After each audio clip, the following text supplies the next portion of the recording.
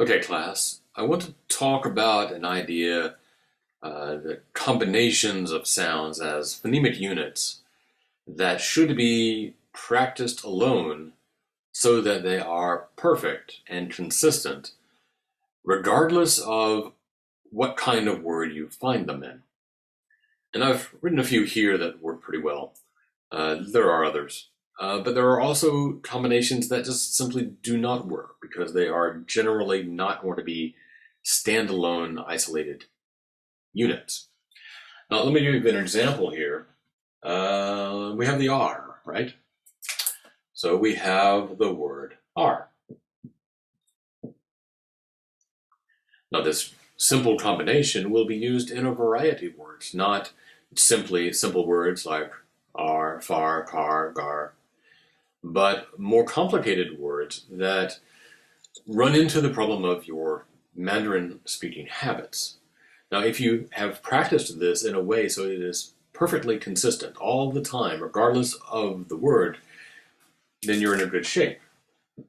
But if you have a word like, let's go with park, because that's a fairly common problem.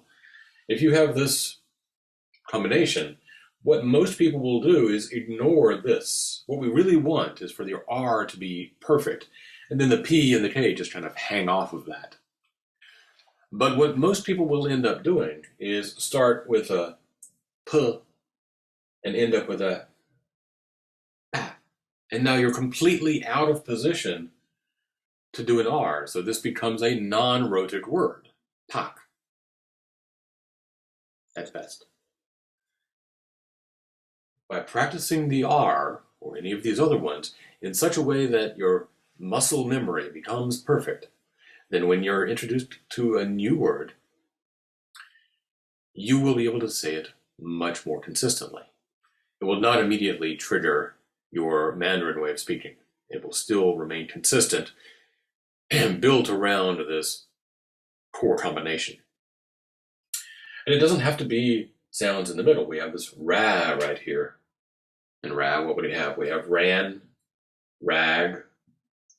And the ra is actually quite a difficult combination for most students.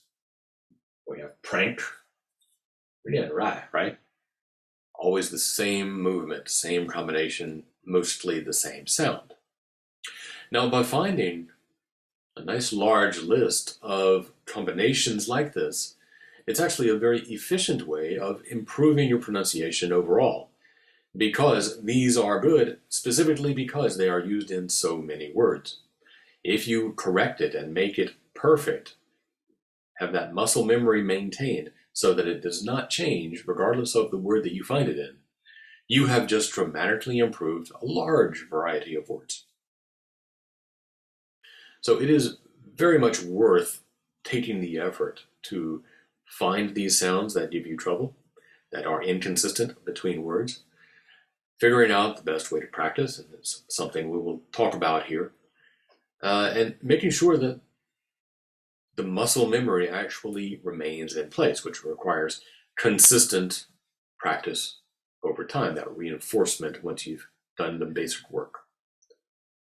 So make your lists, add to my list, come up with some words to test yourself and see if you are good enough with that combination, and then put in your practice and see what kind of improvement that you can make. Okay, that's it.